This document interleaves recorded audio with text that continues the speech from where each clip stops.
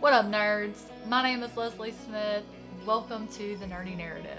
Today I want to start a new series that I'm going to call Serial Killer September. Starting this year and going forward, every year in September, I'm going to bring you a video about some of my favorite serial killers that I've read from the last year. Since this is the first installment of this series, I'm just going to go with books that I've read over the last few years and we'll go from there. The reason why I chose September, not just because it sounds like a cool video title, Serial Killer September, but because it's that time of year where a lot of readers start transitioning to the fall or Halloween season with a good spooky read, and a serial killer novel is just one of the best choices in my opinion. If you've been around the channel a while, you know that serial killer is a buzzword. Oftentimes, if I'm presented with a book to read or review and it has serial killer, my eyes usually go straight to those two words and it's an immediate yes for me without reading the rest of the book description. Some of y'all might think this is a bit unhealthy, but actually if you think about it, why are we fascinated with serial killers? Several articles that I've read have pointed to the fact that it's because humans want to know more about these dangerous, murderous people so that they're able to avoid them, avoid the predator. When you take a moment to step back and look at the bigger picture,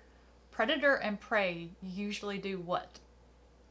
They live in the same area. The reason why predators are able to live around their prey is because they're not always hungry. Just like serial killers, they're not constantly killing, so they're able to blend in for a time. Besides all that, when I'm in the mood to read something that is going to scare the stuffing out of me, have my heart racing, my blood pounding, stories about things that could really happen are the surefire way to accomplish those goals. And serial killers do it for me every single time. So let's talk about the 5 books that I've chosen that feature some of my favorite serial killers I've read about over the last 2 or 3 years. In the description box below for each of these books that I'm going to talk about, I will link my full written review or the video review if I have one. So first up is Shade by Chad Nicholas. One thing I love about Chad Nicholas's writing is you are never quite certain what's going on. I love how this author manipulates perception. Shade is a story of 2 cops who are desperately trying to catch a serial killer, an ex-soldier who has a tenuous grip on reality at best. We also meet a victim who isn't sure her life is even worth saving from this serial killer that's after her. All of these storylines come together in this psychological thriller that is just a real page turner, and it begs the question, is it possible to stop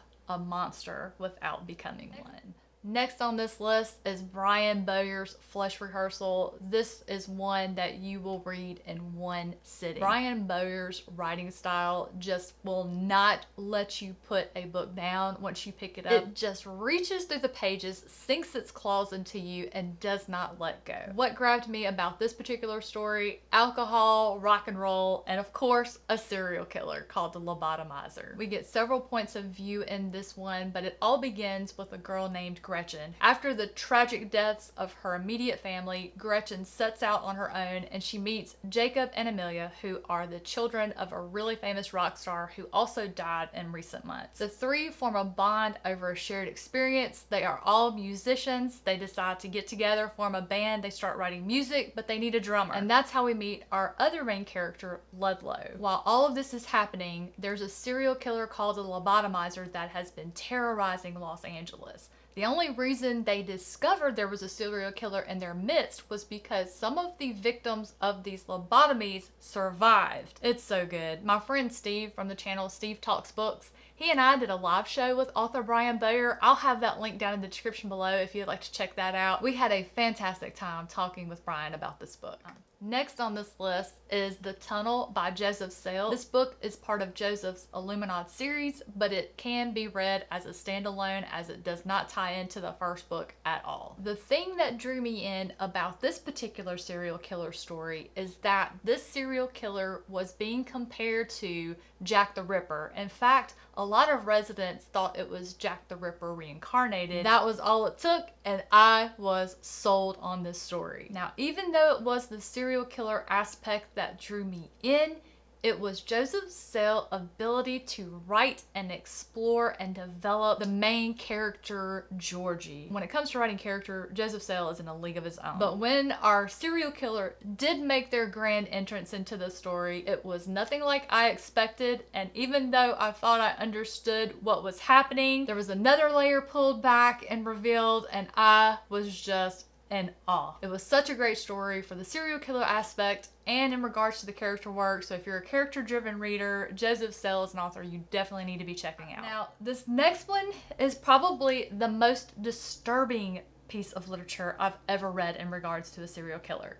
Stephen Graham Jones, which, now that I'm thinking about it, this is my only traditionally published author that made this list. All the rest are self-published authors. Well, how about that? Stephen Graham Jones is one of my favorite authors.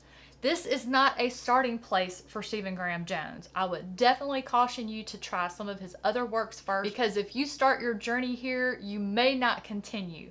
It's scary. It's disturbing. It does have a little bit of body horror in it. And there were times I didn't think I was going to be able to continue, but I'm so glad that I did, because it is just an absolute masterpiece. This book is going to freak you out. It's going to mess with your mind. It is going to do things to you mentally, I promise. You are in the mind of a serial killer. You have a front row seat to how this person operates, chooses their victims, which that alone freaked me out. It was such a great story, but it is going to put your mind in knots. Again, this is not for the faint of heart.